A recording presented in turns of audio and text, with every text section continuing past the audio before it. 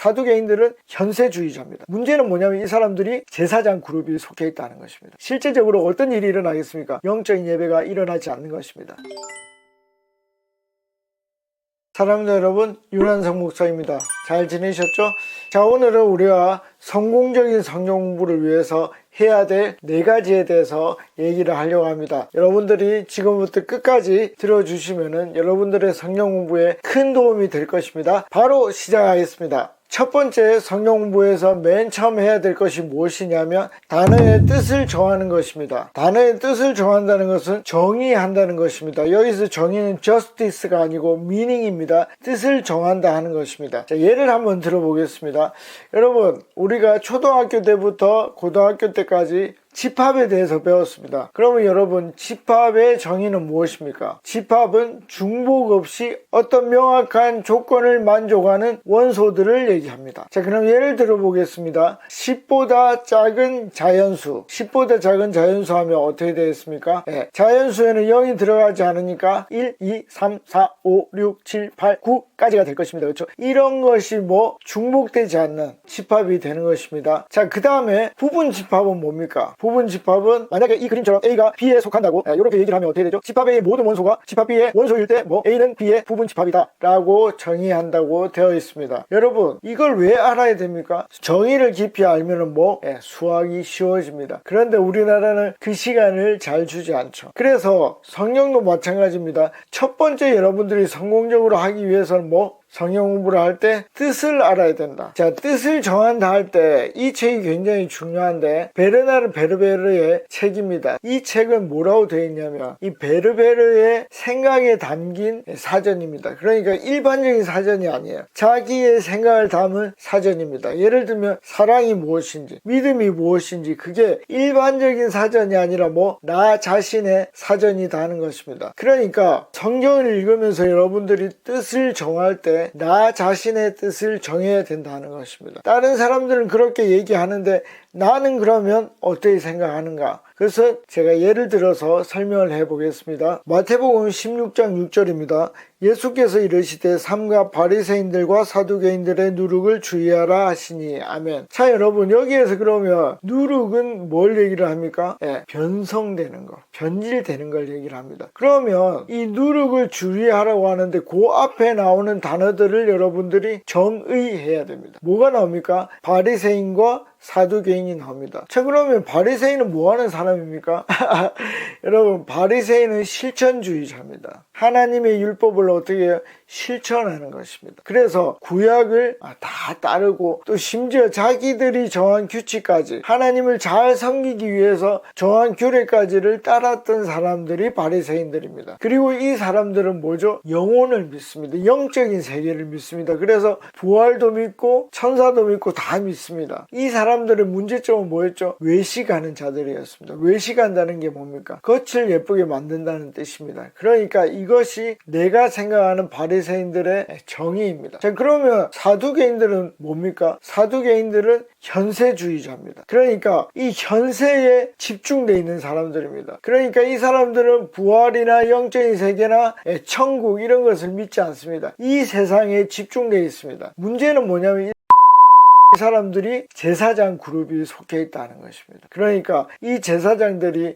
영혼이나 영적인 세계나 내세에 대한 관심은 없이 현세에만 집중되어 있으니까 실제적으로 어떤 일이 일어나겠습니까? 영적인 예배가 일어나지 않는 것입니다. 그리고 로마에 굉장히 순종적인 사람들이었습니다. 바리새인들은 이방인을 아주 싫어했습니다. 그러나 이 사두개인들은 이방인들에 대해서 아주 친근하게 굴복적인 생활을 했다는 것입니다. 이렇게 정의를 해놓고 뭘 보는 것입니까? 이렇게 변질된 누룩을 조심하라고 하는구나 하는 걸 아는 것입니다. 그래야 정확하게 성경을 해석할 수 있습니다. 그래서 첫 번째로는 단어의 뜻을 여러분들이 정하는 것이 중요하다. 양이 중요한 것이 아니라 정확하게 아는 게 중요하다 하는 것입니다. 두 번째는 끝까지 공부하라 하는 것입니다. 이 끝까지에 대한 의미는 제가 좀 이따가 설명을 드리겠습니다. 자, 말씀을 보겠습니다. 누가복음 18장 29절입니다. 이르시되 내가 진실로 너희에게 이르노니 하나님의 나라를 위하여 집이나 아내나 형제나 부모나 자녀를 버리는 자는 30절 현세 여러 배를 받고 내세에 영생을 받지 못할 자가 없느니라 하시니라. 아멘.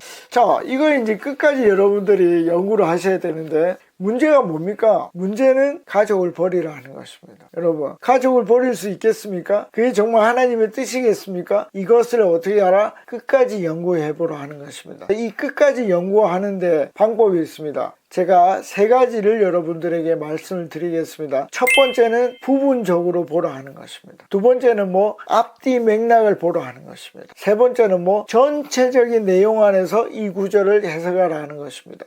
자, 그러면 먼저 첫 번째로 부분적으로 보도록 하겠습니다. 자, 여러분 여기에 보시면은 하나님의 나라를 위해서라는 말이 나옵니다. 그러니까 이것은 현세에서 하나님 나라와 또 뒤에 뭐가 나오죠? 내세.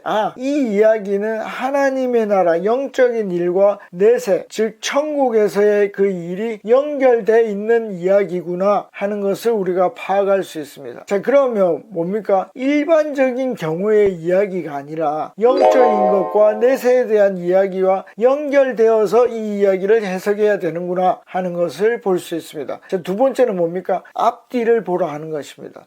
자, 누가복음 18장의 앞에는 어떤 이야기가 나옵니까? 부자 청년에 대한 이야기가 나옵니다. 이 부자 청년에게 예수님이 던졌던 얘기가 뭐죠? 네 재산을 팔아서 나를 따르라 하는 것입니다. 그 부자 청년의 핵심적인 문제점은 뭐였습니까? 하나님보다 재물을 더 사랑했다 하는 것입니다. 그러니까 이건 뭐죠? 앞뒤를 보면 아주 극단적인 상황 속에서 뭔가를 선택해야 될 때 하나님을 택할 것인가 하나님 아닌 것을 택할 것인가 그 극단적인 선택에 있어서 이 구절이 나온 것이구나 하는 것을 알 수 있습니다. 그리고 마지막 세 번째 디모데전서 5장 8절에 보면 누구든지 자기 친족 특히 자기 가족을 돌보지 아니하면 믿음을 배반한 자요 불신자보다 더 악한 자니라. 아멘. 이게 무슨 얘기입니까? 가족을 돌보지 않는 사람은 믿음이 없는 사람이다. 아니 불신자보다 더 나쁘다 라고 얘기를 하고 있습니다. 그러니까 성령 전체적인 얘기는 뭡니까? 가족을 사랑하라 하는 것입니다. 근데 아주 특별한 경우에 하나님과 가족을 택해야 된다면 하나님을 택해라 하는 것입니다. 그 이유는 뭐죠? 하나님의 나라와 내세를 위하면 그렇게 할 수밖에 없다는 것입니다. 그러니까 이 구절은 어떻게 해석해야 된다? 일반론으로 해석할 것이 아니라 아주 특별한 경우에 그렇게 해야 된다고 여러분들이 보시면 되는 것입니다. 자, 그러면 이제 조금 더 끝까지 공부하라는 것의 의미를 보겠습니다. 이 끝까지라는 것은 내가 할 수 있는 끝까지입니다. 그래서 제 성경책에는 이 물음표가 많이 되어 있습니다. 왜냐하면 내 힘으로는 최선을 다해서 알아봤지만 알 수 없었습니다. 그런데 1년이 지나고 3년이 지나고 5년이 지났을 때 갑자기 그 물음표가 없어질 때가 있습니다. 그러니까 지금 당장 끝까지 해보고 안 되면 어쩔 수 없다는 것입니다. 자, 여러분 이런 성경 사전이 있습니까? 자 여러분 이건 창세기 주석입니다. 자, 2권이죠? 네, 2권입니다. 여러분들은 이런 책이 있으십니까? 여러분들은 비전문가이기 때문에 이런 책이 없을 것입니다. 그래서 뭐 합니까? 제가 소개시켜드리는 이런 프로그램이 있습니다. 이 내 사랑하는 책이라는 이 프로그램이 있는데 이것은 여러분들이 무료로 구할 수 있습니다. 그 홈페이지에 들어가면 찾을 수 있습니다. 그래서 이런 것들로 할 수 있습니다. 여러분 주석이라는 것은 성경의 뜻을 풀어놓은 것입니다.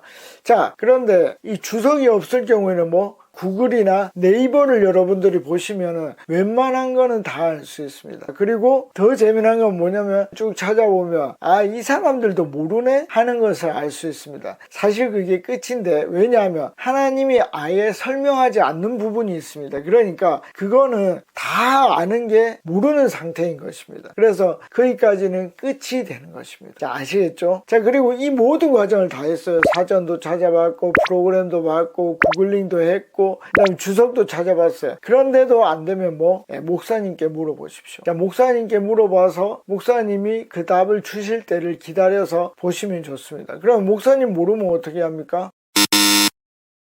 과감하게 그 목사님을 버리십시오. 버려야 돼요. 왜냐하면 목사라는 것은 프로페셔널이에요. 그러니까 그 답을 가지고 있어야 됩니다. 그리고 그 답을 지금 당장 모를지라도 그 답에 접근하는 방법을 알고 있어야 돼요. 세상에 목사들이 많거든요. 여러분들이 이제 정이 있고 그간에 관계들이 있어서 힘들겠지만 진짜 여러분들이 천국에 가고 싶다면 과감하게 버려야 됩니다. 성경에 무슨 얘기가 나옵니까? 그런 사람들을 장님이라고 얘기를 합니다. 보지를 못하죠. 자기가 보지를 못하는데 어떻게 다른 맹인을 인도할 수 있겠습니까? 그러니까 여러분들은 과감하게 버리시고 답을 해줄 수 있는 목사님을 찾아가시면 좋겠습니다. 세 번째는 여러분들이 할 수 있는 양을 정해야 한다는 것입니다. 실제적인 양을 정하십시오. 예를 들어서 일주일에 여러분들은 며칠을 낼 수 있습니까? 하루를 낼 수 있습니까? 아니면 3일을 낼 수 있습니까? 아니면 5일을 낼 수 있습니까? 저는 5일 이상은 추천하지 않습니다. 프로페셔널인 저도 5일 이상 하지 않습니다. 그러니까 여러분들도 내가 낼 수 있는 날을 정하십시오. 그리고 그 하루에 할 수 있는 시간 30분인지 1시간인지 2시간인지 여러분들 정하십시오. 제가 10분이라고는 얘기하지 않아요. 왜냐하면 이건 공부라서 최소한 30분은 시작을 해야 됩니다. 그리고 2시간을 넘기지 마십시오. 왜냐하면 여러분들은 비전문가이기 때문에 2시간 이상 하는 것은 제가 추천하지 않습니다. 만약에 여러분들이 2시간 이상 공부하고 싶으면 주일이나 토요일 이런 날 하시면 되겠습니다. 그거 말고 평일에는 여러분 30분에서 1시간 사이를 하면 좋을 것 같습니다. 자, 그러면 이걸 어떻게 테스트 해볼 수 있을까요? 한 일주일만 여러분들이 테스트 하시면 됩니다. 그래서 내가 해보니까 이만큼 양을 할 수 있고 이만큼 시간을 할 수 있겠구나. 일주일을 테스트 해보시고 너무 과하지 않는 범위 내에서 내가 할 수 있는 양을 택하시면 되겠습니다. 그것이 여러분들이 할 수 있는 실제적인 양입니다. 자, 이제 마지막입니다. 여러분 잘 따라오셨습니다. 이제 끝까지 가시면 여러분들의 이제 성경 공부를 아주 잘할 수 있을 것입니다. 자, 마지막으로 반복입니다. 여러분 반복하셔야 됩니다. 여러분 세종대왕이 이런 얘기를 했습니다. 내가 그거에 대한 모든 지식이 없는데 어떻게 해요? 계속해서 100번을 읽으면 그 뜻이 이해된다고 얘기를 했습니다. 성경을 처음엔 잘 모르거든요. 그러니까 여러분들이 쭉 계속 읽으십시오. 어떻게 반복을 하라는 것입니다. 예를 들어서 창세기는 50장입니다. 근데 빌립보서는 4장입니다. 그러니까 여러분들이 50장을 읽을지 빌립보서 4장을 읽을지 여러분들이 정하는 것입니다. 그런데 최소한 3번을 반복하십시오. 어떻게 해요? 단어를 다 찾고 그 다음에 앞뒤 문장을 다 보고 전체 뜻을 생각해보고 그렇게 한 후에 그걸 한 번으로 치는 것입니다. 그리고 나서 다시 한번 보는 겁니다. 그리고 다시 한번 봅니다. 그러면 뭐가 일어나겠습니까? 굉장히 그 성경이 익숙해집니다. 익숙해진다는 건 뭐죠? 굉장히 많이 알게 됐다는 것입니다. 그렇게 되면 시간이 굉장히 준다는 것을 여러분들이 알 수 있습니다. 그리고 그것이 점점점 농축이 되니까 어떻게 해요? 기억이 오래 가게 될 것입니다. 자, 이제 정리를 해봅시다. 첫 번째 뭡니까? 단어의 뜻을 정의해야 된다. 두 번째는 뭡니까? 끝까지 공부해야 된다. 세 번째는 뭡니까? 나의 실제적인 양을, 공부의 양을 정해야 된다. 네 번째는 뭡니까? 반복해야 된다. 최소한 3번 반복해야 된다. 그 4가지를 쭉 따라오시면 좋겠습니다. 여러분, 성경 공부를 하면 장점이 뭡니까? 하나님의 속마음을 알 수 있습니다. 속마음을 안다는 것은 무엇입니까? 우리가 하나님과 친해질 수 있다는 것입니다. 여러분, 친해지면 뭐가 됩니까? 하나님과 내가 하나가 될 수 있습니다. 그 하나됨의 비밀, 그것을 아는 것은 성경 공부를 통해서 이루어질 수 있습니다. 그래서 여러분들이 꼭 성경 공부를 성공하시고 성공해서 하나님과 하나가 되는 그 축복을 누릴 수 있기를 간절히 바랍니다. 다음에 뵙겠습니다. 안녕히 계십시오. 파워.